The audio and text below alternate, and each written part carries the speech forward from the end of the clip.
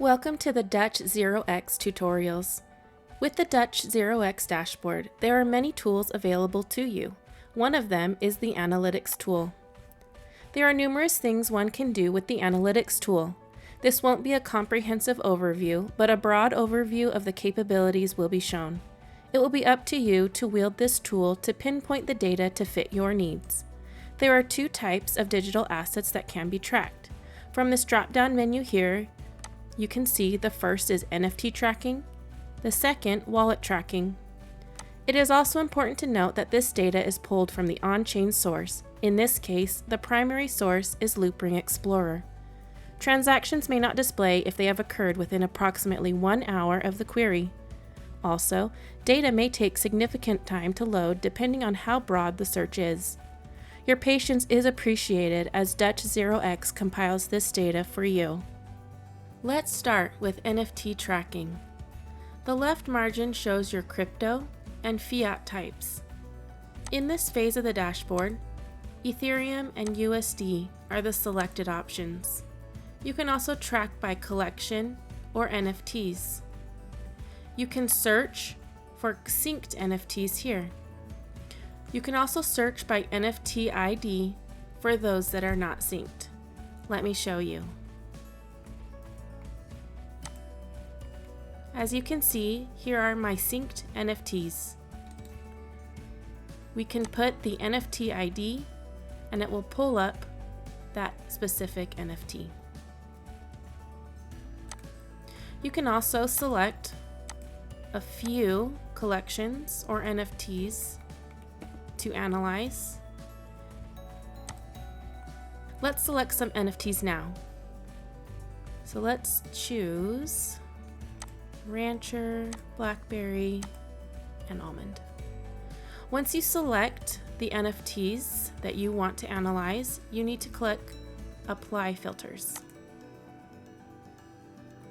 You will need to click this button each time you change the collections or NFTs you want to analyze. The All Transactions tab that we can see at the top of the page is inclusive of the following file tabs: Trades, Primary Sales, Royalties, and Transfers. Trades include all secondary marketplace transactions. Primary sales show the initial sale after mint. Royalties obviously show the royalties paid to and received by creators. And transfers show the sending and receiving of crypto assets between wallets without a paid transaction. Over here we have our search time frame. It can change and adjust to your needs. On the right, it also includes a custom date range. Let's do that now. As you can see, you can toggle through the months. You can click the year, and when you have the dates that you want, click Apply.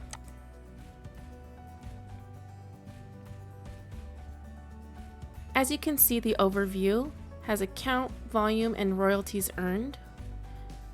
Each one of these NFTs are being represented by a different color, and the transaction types are shown in this graph to the right: the trades, primary sales, and transfers. You can also manually expand or contract the graph by sliding these tabs here.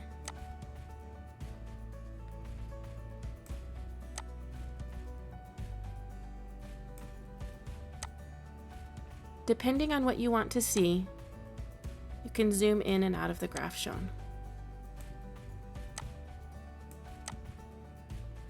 At the bottom of the page, it shows all transactions in list form.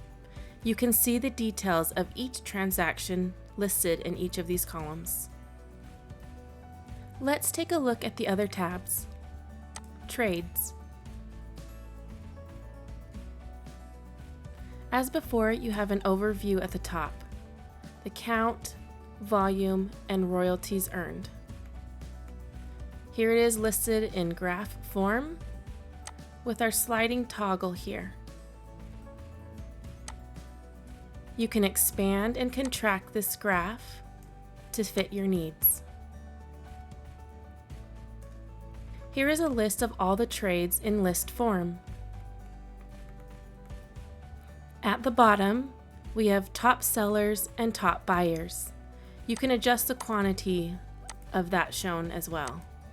Let's take a look at primary sales. Keep in mind that if no primary sales show, most likely that means that it was airdropped and not sold. Or you might need to adjust your time frame. At the top is the overview with the count and volume. The graph is associated here. Below is a list of your primary sales. It also has a list of the top buyers. Next is royalties. The overview is listed at the top with the royalty transactions count as well as royalties earned. Down below is your graph. To the right is a graph for royalties earned. As you can see, a 9% royalty was used for these transactions, and you can see its relation to the royalties earned in USD. Down below is a list of all royalties. Last is transfers.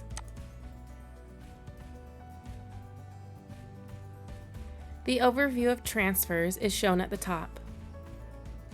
Below is your associated graph. At the bottom, it shows all transfers in list form, from and to which wallet, the NFT, and other information regarding this transfer. At the very bottom of the page, it shows the most transferred NFTs for the NFTs you are analyzing.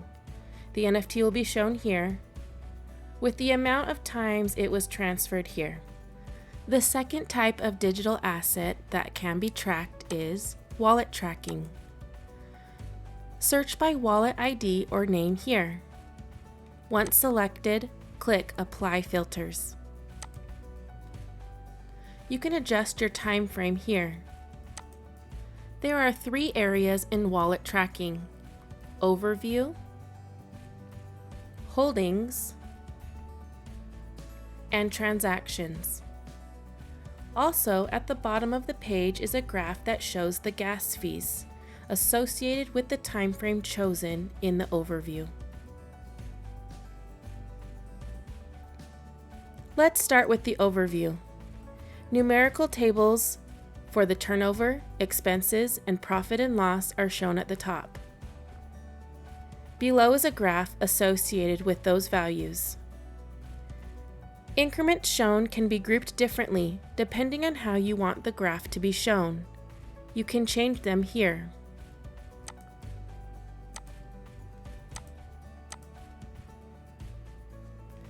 You can also use this toggle to manually expand and contract the data shown.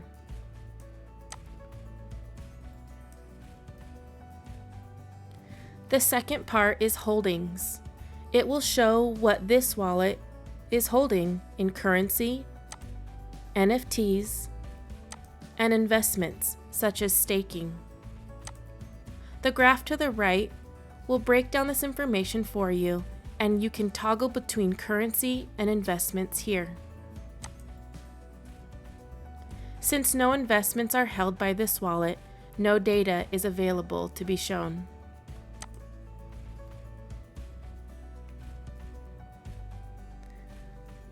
The third part is transactions. There is a time frame option at the top as well. Right here is a drop-down menu for more precise filtering, sorting, and changing the pages are located to the right. You can also choose a type of transaction, such as transfer, and enter a wallet you're wishing to see.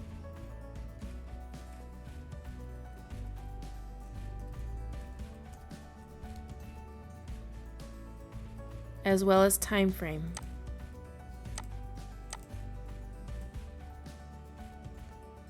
This will show the transfers between this wallet and this wallet.